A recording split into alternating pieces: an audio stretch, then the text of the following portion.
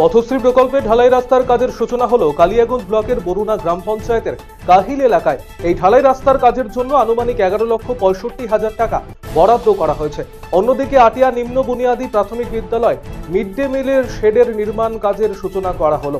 IMDP তহবিল থেকে 6,24,000 টাকা বরাদ্দ করা হয়েছে। ফিতে কেটে কাজের সূচনা করেন পঞ্চায়েত সমিতির সভাপতি হিরণময় সরকার। কোচবিহার লোকসভা কেন্দ্রে এবারের নির্বাচনে নিশীথ প্রামাণিককে না হারিয়ে তিনি আমিষ খাবার খাবেন না, এমনই পণ করেছেন কোচবিহার পুরসভার চেয়ারম্যান তথা প্রাক্তন মন্ত্রী রবীন্দ্রনাথ ঘোষ। পাশাপাশি বিজেপির নেতাদের গোবর জল খাওয়ানোরও পরামর্শ দিয়েছেন রবীন্দ্রনাথ ঘোষ।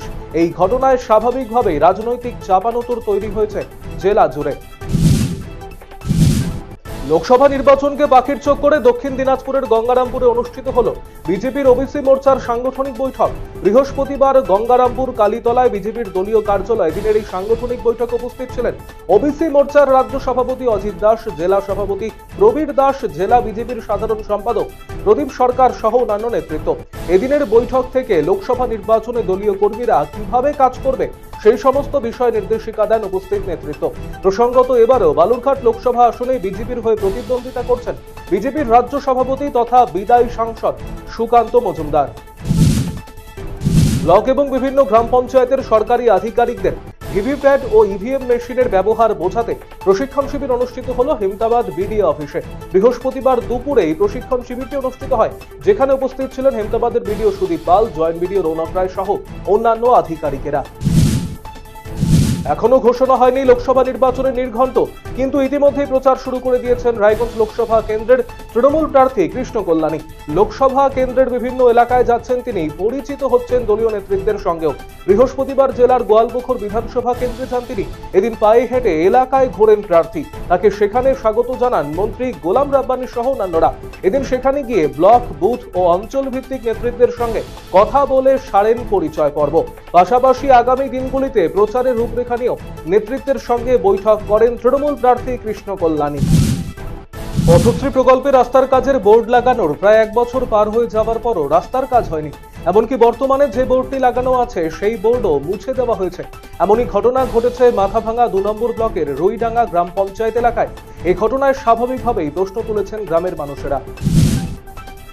কোচবিহারের মাথাভাঙা 1 নম্বর ব্লকের জোরপাটকি গ্রাম পঞ্চায়েতের গোলকগঞ্জ চৌপথি এলাকায় রাতের অন্ধকারে বিজেপির লাগানো ব্যানার, ফেস্টুন ও পতাকা খুলে পুড়িয়ে দেওয়ার ঘটনাকে কেন্দ্র করে শুরু হয়েছে রাজনৈতিক চর্চা।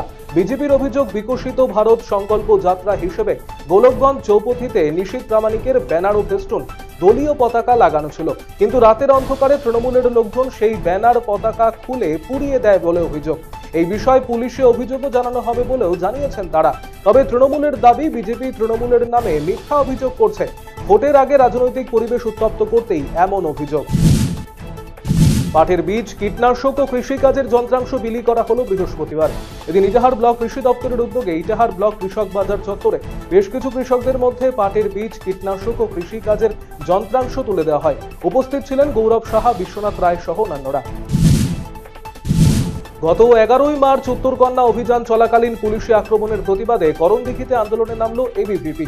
বৃহস্পতিবার করণদিঘি নগর ইউনিটের পক্ষ থেকে বাসস্ট্যান্ডে অবস্থান বিক্ষোভ কর্মসূচি গ্রহণ করা হলো। কর্মসূচিতে উপস্থিত ছিলেন এবিভিপির উত্তর দিনাজপুর জেলা সহ সংযোজক বীর দাস, করণদিঘি ইউনিটের সম্পাদক গঙ্গাধর দাস সহ অন্যান্যরা। আধুনিক কৃষি কাজে ড্রোনের ব্যবহার নিয়ে বৃহস্পতিবার কালিয়াগঞ্জের ভান্ডার অঞ্চলে অনুষ্ঠিত হলো কৃষক কর্মশালা। এদিন বিকেলে উত্তর শিবপুর গ্রামে ভুট্টা খেতে এই কৃষক কর্মশালার আয়োজন করা হলো। সহকারী ব্লক কৃষি অধিকর্তা মৌমিতা ঘোষ ড্রোনের মাধ্যমে ভুট্টা খেতে কীটনাশক স্প্রে করার প্রক্রিয়া দেখান। এই পদ্ধতির মাধ্যমে মাত্র 15 মিনিটে 1 একর অর্থাৎ 3 বিঘা জমির ফসলে স্প্রে করা যায়। মালদা জেলা প্রশাসনের উদ্যোগে বাংলা শস্য বীমা খরিফের একটি ট্যাবলোর উদ্বোধন করা হলো বৃহস্পতিবার। এদিন জেলা প্রশাসনিক ভবন চত্বরে এই ট্যাবলোর উদ্বোধনী অনুষ্ঠানে উপস্থিত ছিলেন জেলা পরিষদের সভাধিপতি লিপিকা বর্মন ঘোষ সহ অন্যান্যরা। বীমার আওতাভুক্ত কৃষকদের প্রাপ্য সুযোগ সুবিধা সম্পর্কে তুলে ধরা হয়েছে এই ট্যাবলোতে। আগামীতে জেলার বিভিন্ন গ্রামগঞ্জে ঘুরে ঘুরে এই ট্যাবলোটি এ বিষয়ে প্রচার করবে। আরসিটিভির সংবাদে সম্প্রচারিত খবরের জের আপাতত পানীয় জলের সমস্যা মিটল গ্রামে। পঞ্চায়েতের পক্ষ থেকে পানীয় জলের ট্যাঙ্ক পাঠানো হয়েছে গ্রামে।